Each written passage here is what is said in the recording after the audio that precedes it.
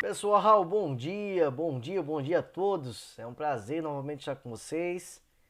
Estamos iniciando mais uma semana.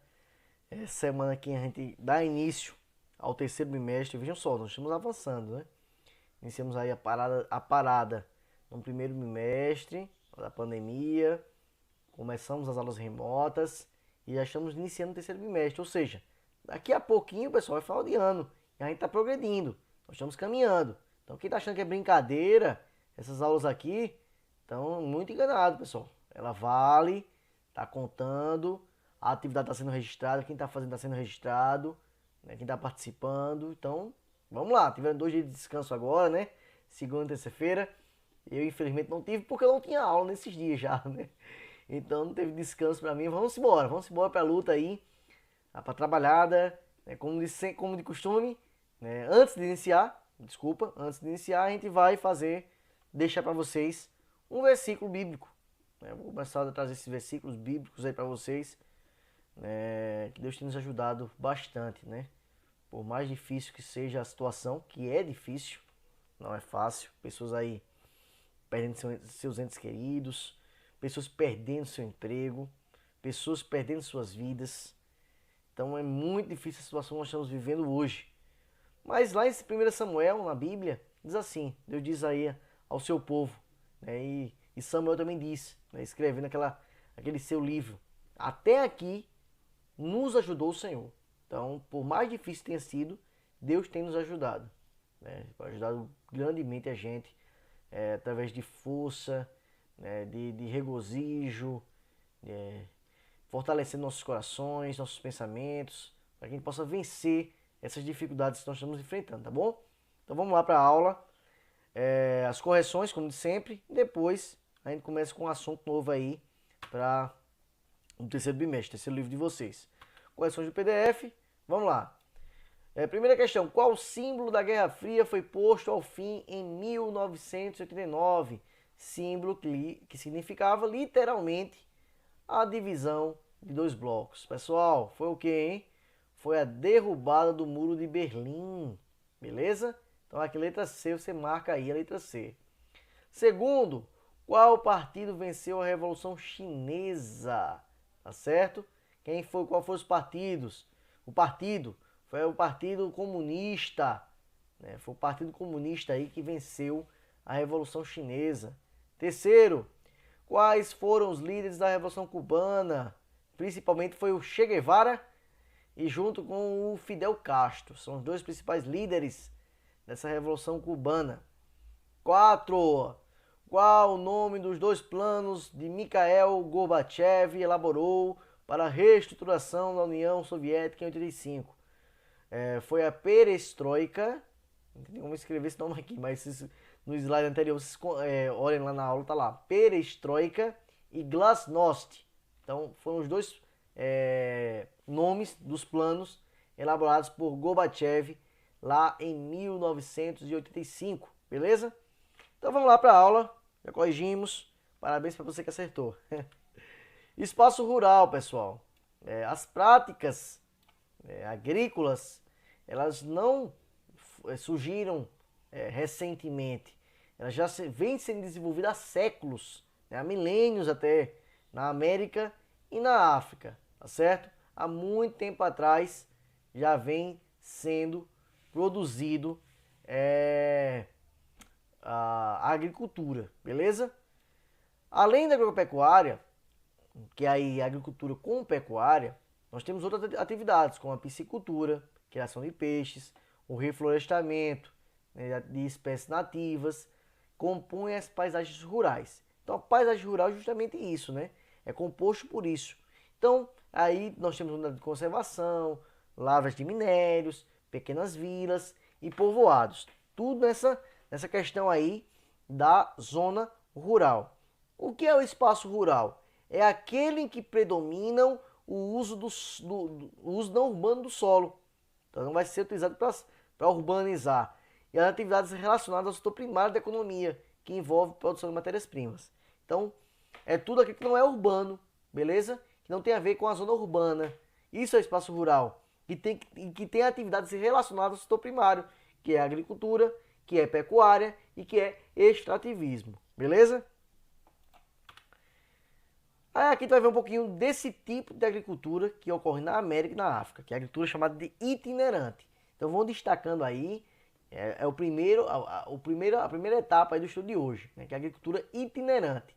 Também conhecido como agricultura nômade, destaquei aí. Então com o livro aí de vocês, vão destacando, vão anotando o que é importante, beleza? Então também conhecido como agricultura nômade.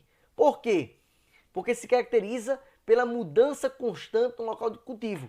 Quem são os povos nômades? É aqueles povos que mudavam, migravam. A mesma coisa essa agricultura. Ela não fica num local só, ela migra, né? A fim de permitir a recuperação do solo após alguns anos de plantio. Ele planta ali, depois deixa descansar aquele solo, alguns anos, para voltar a replantar naquele local, beleza? É praticado principalmente por povos indígenas e camponeses nativos. Qual métodos que eles usam, pessoal? Destaquei também aqui, ó, queimadas. Eles queimam aquele solo, que com aquelas cinzas vai nutrir aquele solo. Então, é um método utilizado. Então, durante 2 a 5 anos, o terreno que passou pela queimada apresenta solo muito fértil. Beleza? Por tal razão, o agricultor migra. Qual razão? Quando o solo fica improdutivo. Tá aqui, ó. Quando o solo começar a ficar improdutivo, aí eles vão migrar para outro local e deixar aquele antigo local de pousio, de descanso, beleza? A agricultura itinerante demanda diferentes áreas relativamente próximas, então tem que ser áreas próximas entre si. Não é um local aqui e outro lá em Caetés, não, é lugares próximos, beleza?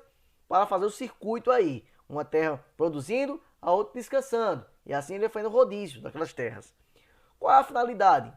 É para exportar? Não. Desculpa. É a agricultura de subsistência familiar. Beleza? Quais são os principais produtos?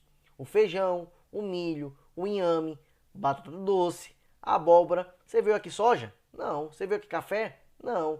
Tem mais produtos básicos aí que a gente utiliza no nosso dia a dia. E no Brasil, a mandioca, que é muito importante aí na culinária brasileira, beleza? Então aí é uma agricultura mais simples.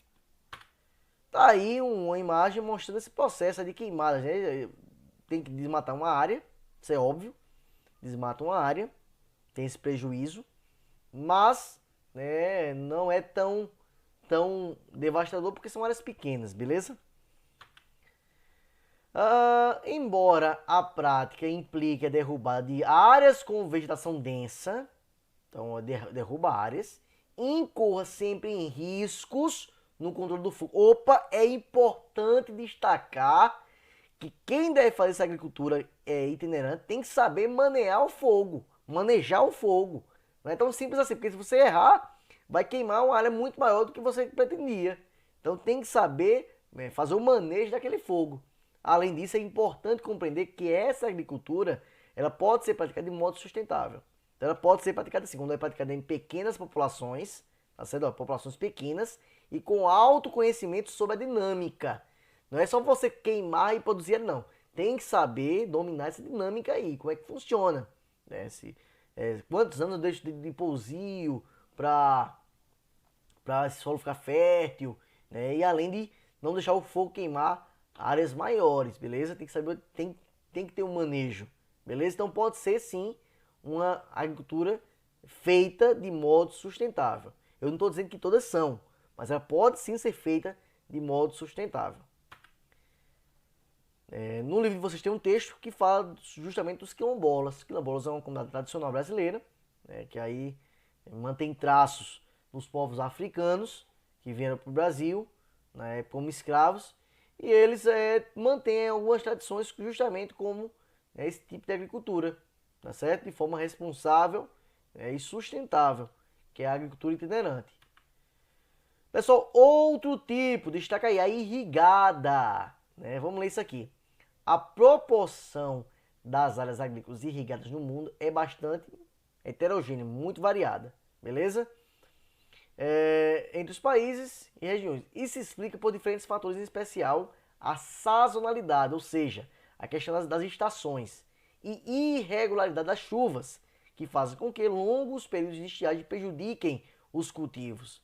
Outro fator que prejudica aí, que muda muito de um país para outro, a qualidade dos solos, né? Muitas vezes carentes de nutrientes e com propriedades físicas desfavoráveis. E outro fator é a condição econômica e tecnológica dos países. Às vezes um país tem uma condição tecnológica bem melhor do que o outro. Isso acontece muito, beleza? Aqui tem um mapa, vamos analisar. Eu gosto de analisar mapa, pessoal. Vamos lá. É um mapa que é América e África, proporção de áreas agrícolas utilizadas sob o sistema de irrigação. Então, maior que 50. São áreas que, maior que 50% dessas áreas são irrigadas. A gente só vê aqui, com maior de 50, no Egito, olha, no Egito e no Equador e Suriname. As demais áreas é menor essas áreas. Mas também depende da questão do país, né? Por exemplo, o Brasil é de 5 a 10. O Brasil não vai utilizar toda a sua área aí para plantação, né? Para irrigação. Até porque tem áreas protegidas aí que não podem ser, né, plantadas nesses locais. Beleza? Então o nosso território é muito grande também. Não tem como ser maior de 50% do território utilizado aí para agricultura. Beleza?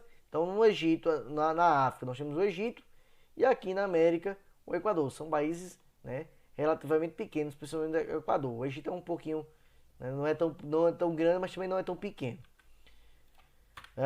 Continuando, pessoal. Como é possível perceber, muitos países na África apresentam menos de 5% de suas áreas agrícolas irrigadas. Olha aí. Vamos ver aqui.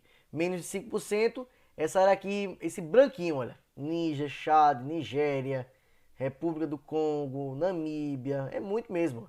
Já na América, só o Paraguai, ó. Só o Paraguai. E a Guiana Francesa, só. Na África é um monte. Tem menos de 5%. Por quê? Né? Há um contraste. Na América Latina, inclusive do Brasil, né, há esse contraste. Né? A situação oposta. A gente produz bem mais, a gente utiliza muito mais irrigação. Beleza? Continuando, a aplicação da irrigação com técnicas modernas e de alta produtividade pode ser exemplificada com os cultivos de fruticultura na Califórnia e também no Chile.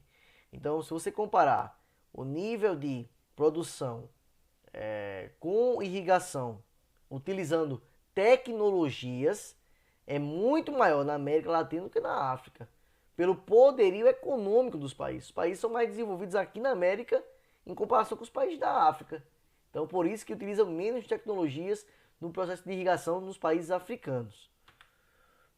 Continuando, pessoal, em períodos de seca prolongada ou temperaturas elevadas, desfavoráveis para o desenvolvimento dos vinhedos, nos Estados Unidos, tem monitorado o sistema de irrigação por meio de sondas que emitem dados da umidade do solo e drones que transportam câmeras especiais.